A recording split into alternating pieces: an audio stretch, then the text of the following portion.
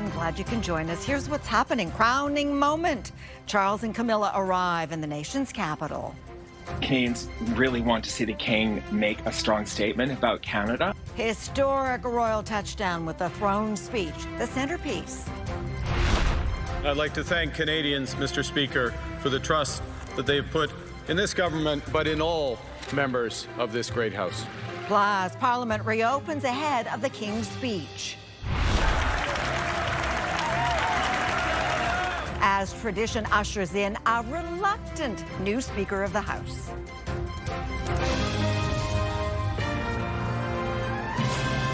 CTV National News with Sandy Ronaldo. The King and Queen are in Ottawa, a first visit to Canada for Charles III since his coronation. Invited here by the Prime Minister to deliver the throne speech as the 45th Parliament gets underway. It is a significant, symbolic, short two-day visit which carries the weight of the monarch's presence, coming at a pivotal time in Canada-U.S. relations.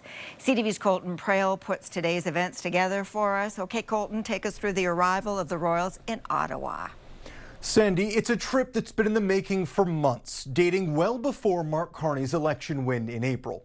And while it will be a symbol of Canada's sovereignty to the world, today was also about reinforcing the strength of the Commonwealth to Canadians. For the first time as reigning monarchs, King Charles III and Queen Camilla are in Canada. Greeted by a military honor guard, the Governor General, the Prime Minister and his wife, Indigenous leaders, and a small crowd of students, this is a long-awaited visit. Canada should have been one of the first places he visited after becoming king because we are the senior member of the Commonwealth, and that's the tradition. That wasn't able to happen. A cancer diagnosis early in the king's reign means the 76-year-old monarch arrives in Canada 2 years after his coronation. But a whirlwind 24 hours in the capital is making up for lost time. The royal visit, anchored by the speech from the throne Tuesday and meant to showcase the country's sovereignty, starts with Canada's game and centers around meeting Canadians, highlighting the strength of the Commonwealth and Canada's ocean-spanning bond with the monarchy. The geopolitical sphere that we are in really influenced him to say, yes, I will be there. I will stand up for Canada at this time when they really need it. And as King Charles comes out for Canada, Canadians came out for him, celebrating the return of their royal majesties with shouts of affection and God Save the King coming frequently from the crowd. The cordial and familiar nature of the first half of this visit belies the historic moment coming tomorrow and the importance of the message it's sending. While the King and Queen celebrate Canada today, tomorrow they reinforce its democratic institutions with a clear message to the world. This is a country they oversee, and its sovereignty is without question. Sandy. All right, Colton, thank you. So a busy day today for the royal couple ahead of Tuesday's throne speech. First meeting the public and then later an audience with the Governor General and the Prime Minister at Rideau Hall, and that is where we find CTV's Abigail Beeman. Okay, Abigail, what do we know about the audience today? Hi, Sandy. So we know that the Prime Minister, Mark Carney, had his audience with the King, and it's common to get no details about audiences with the King. They tend to be a private matter, but it is safe to report or safe to assume that the contents of the throne speech were discussed between the Prime Minister and the King. The King set to deliver that speech from the throne tomorrow. And in terms of everything else that happened today, we had a jam-packed day with, you mentioned, public appearances here on the grounds of Rideau Hall.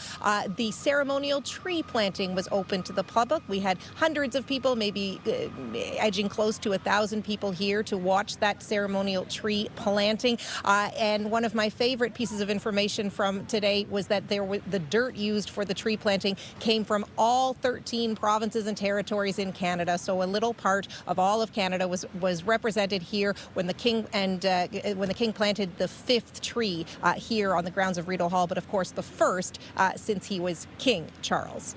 Love it and love the images. He certainly seems to be quite into it.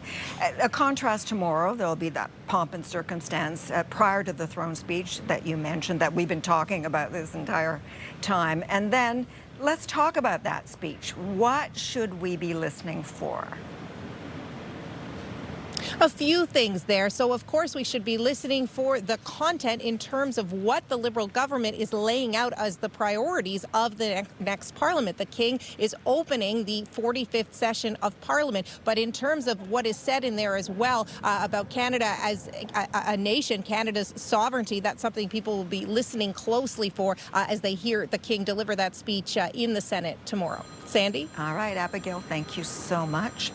Now, a new era in Ottawa with the resumption of Parliament and Mark Carney's Seize the Moment agenda for the next month. But before the House got down to business today, several new senators were sworn in, along with the key election of a new House Speaker. CTV senior political correspondent Michael Couture on how that all went down today. Hi, Mike. Well, Sandy, the first order of business with any new parliament is the election of the Speaker of the House of Commons.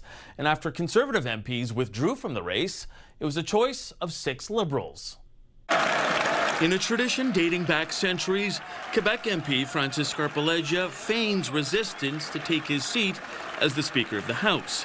As he thanked members for their votes, he also asked for their cooperation in keeping decorum. I would remind members that we are at the beginning of a mandate in the selfish hope that you will afford me a little grace period. That sentiment also came from rookie MP and Prime Minister Mark Carney. I have much to learn from the members of this great House. I will make mistakes. I have no doubt that you will call them out for good reason. Because this House has rules. It has traditions. Traditions that former Speaker and current Conservative leader in the House, Andrew Scheer, knows all too well. Debates should be passionate. They should be lively. The lives of Canadians are changed by the decisions we make, and so it is normal that members get enthusiastic and fiery. When the stakes are so high, often the best thing you can do is allow the players to play a little bit. Now, the number of players has grown with 343 members of Parliament, but there is one less recognized party as the NDP failed to elect 12 MPs. And the government House leader confirmed those 7 members won't get official party status. The law says 12 members. But you can make exceptions. Yeah. Why not make an exception for them? Can I make exceptions to the law? Interim leader of the NDP, Don Davies, says he's not looking for an exception, but he wants access to resources. These are all little privileges that are only afforded to recognized parties, but we should be able to get those because it'll help us do our job better. Now, part of that job is to scrutinize legislation, like the Liberals' middle-class tax cut and the bill to crack down on crime, like car theft. All things that the government wants to get done in 4 weeks before the summer break. Sandy? All right, Mike, thank you. Let's bring in CTV's chief political correspondent, Vassy Kapelas. And Vassy, as Mike said, Parliament has 4 weeks to conduct business, and we know that the Liberals have an ambitious agenda. So realistically, can they get it all done before the summer break? It's a great question, Sandy, and it's actually, I think, what matters most to Canadians, right? Not just talk, but actual action. And in that vein, yes, the agenda is very ambitious, but the Liberals have been only specific, I think, on one piece of legislation that they want to pass in this sitting, and that is around the middle-class tax cut. The other stuff they're talking about, like GST removals on building new homes or reducing internal trade barriers, that's just about introducing legislation. It's the tax cut. That's the key one to watch for, and whether or not they're able to get that done in the next month. Okay, and getting it done is key here. The NDP has failed to get official party status. The Conservatives return without their leader who lost his seat in the election. How is all of that going to affect the day-to-day running of the House? It's also a great question because we haven't really been in this scenario before. It's been more than 10 years since the NDP were reduced to this level, and they just won't have a big role in Parliament or the way it functions. The Conservatives, on the other hand, are without their leader, but they do have a fairly strong opposition, and they have a House leader in Andrew Scheer. So they'll be opposing a lot of stuff, but the degree to which that changes because Pierre Poilievre isn't there, I guess is something to watch for this month. All right, and we will. Okay, Vashi, thank you. In other news today, the U.S. president called the president of Russia crazy after days of Russian strikes on Ukraine, including the latest, the largest drone attack since the invasion. CTV's Heather Wright now on the escalation at a time when attempts at peace have failed. Heather. Well, it was a rare rebuke, Sandy, from the U.S. president criticizing Russia's bombardment of Ukrainian cities over the weekend. But aside from those words, Donald Trump has done very little to respond to Moscow and has so far refused to join European countries in enacting new sanctions. This is the aftermath of a Russian drone attack on the port city of Odesa, part of the largest air assault on Ukraine in more than 3 years of war. Overnight, Russia launched more than 350 drones and 9 cruise missiles, according to Ukraine's Air Force, the third consecutive night of bombardment, which included residential buildings.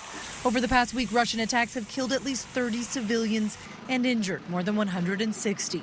I don't know what the hell happened to Putin. I've known him a long time, always gotten along with him, but he's sending rockets into cities and killing people, and I don't like it at all, okay?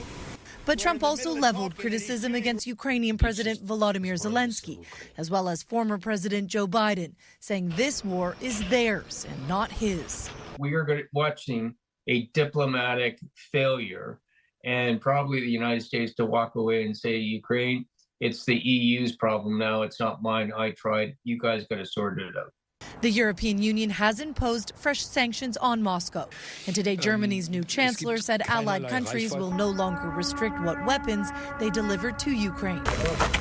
While President Donald Trump has sharpened his language against Russia, experts don't predict it will extend to more aid for Ukraine.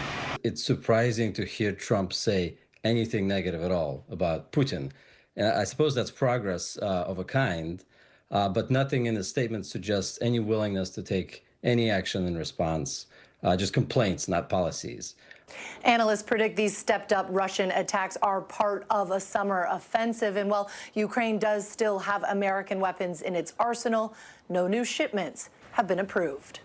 Sandy. CTV's Heather Wright. A day of joy took a terrifying turn when a driver plowed through a crowd celebrating Liverpool's title-winning football season in England. And you should know the images posted online are disturbing. Oh, my God! The streets were packed with thousands of revelers at the time. The number and extent of the injuries is unclear. Police say a 53-year-old British man from the Liverpool area has been arrested.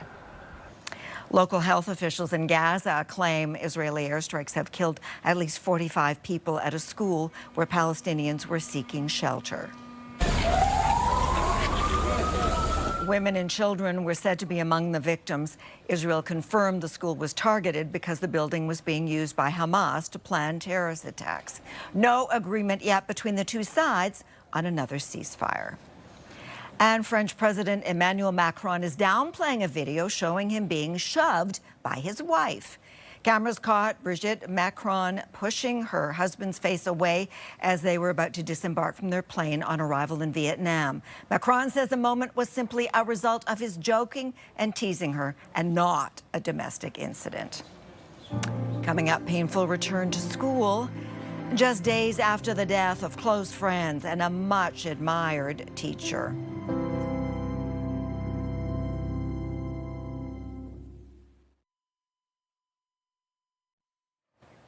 An emotional day in the small town of Walkerton, Ontario.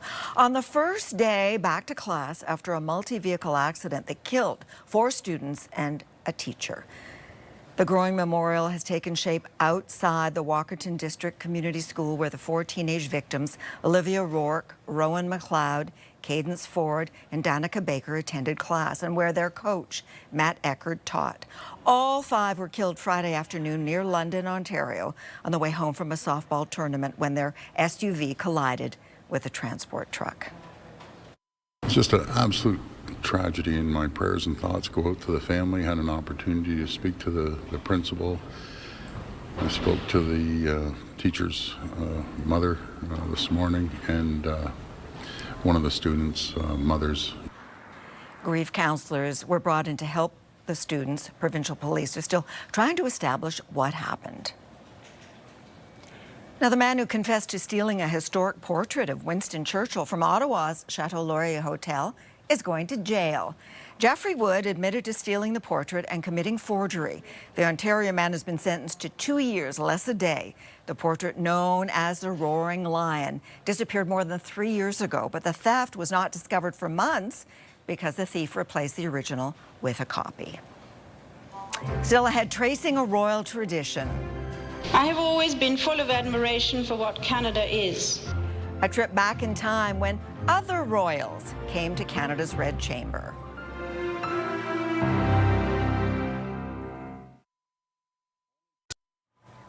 Back to our coverage of the royal visit, only the third time a speech from the throne will be read by a monarch.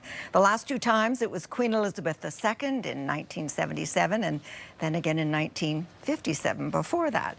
CTV's Judy Trinh now takes us back in time for some context on this important royal visit. Queen Elizabeth II was the first reigning monarch to open Parliament with a speech from the throne in 1957.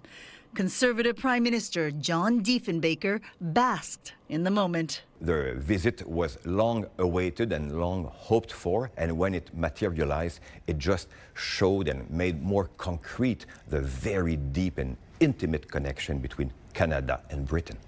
The connection between Britain and Canada was also threaded in the dress the 31-year-old Queen helped design and wore to the gala after her speech. The embodiment of the dress is a fine mingling of maple leaves, of course they are very visible, and English Windsor roses, exemplifying the fact that the British monarchy is in fact the Canadian monarchy. And the Queen wished to convey that message through her glamorous dress. It's not for nothing that this was very quickly nicknamed the maple leaf dress.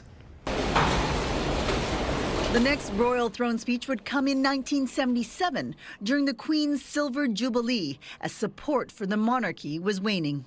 I have always been full of admiration for what Canada is. The new generation fill me with confidence for what Canada can become. As separatist voices were growing louder, Prime Minister Pierre Elliott Trudeau invited the Queen to deliver a strategy for uniting Canada that would involve distancing itself from Britain. This is the late 1970s. A separatist government had been elected in Quebec in 1976. Really, it is a striking formal announcement from the mouth of the sovereign that the Trudeau government was going to pursue patriation of the Constitution, that it as a way of encouraging Canadian unity. Canada should be our 51st state. Now, as Canada's sovereignty is being threatened by President Donald Trump, Prime Minister Mark Carney has invited King Charles to give the speech from the throne to send a clear message. Canada, while valuing close ties with the United States, is decidedly not American. Whether people are aware of it or not, the sovereign is the heart, the source of gravity that holds our entire political system together. And by extension, makes our politics, makes our government, and makes our electorate different than the United States. Former Conservative politician Perrin Beatty was in Parliament for the last royal throne speech and sees the significance of the King's visit at this moment. He's fighting cancer, and the fact that he would undertake a visit that's as straining physically on him as this is really speaks to the importance that he assigns to it. This is the King's 20th visit to this country. He's now 76 years old. Observers say the King's willingness to deliver the speech is a sign of the monarch's commitment to Canada, sovereign, strong, and free. Judy Trinh, CTV News, Ottawa. And And after the break, a new throne for this new era. I mean, there's like 1 million people that come through there every year. You're representing Canada. The masterpiece and the designer behind it.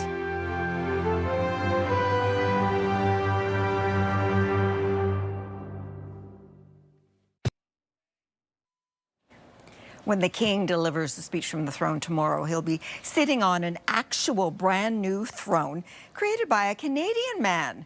CTV News chief anchor Omar Sachedina is in Ottawa. And Omar, what can you tell us about the designer and the concept behind this ceremonial chair? Hi there.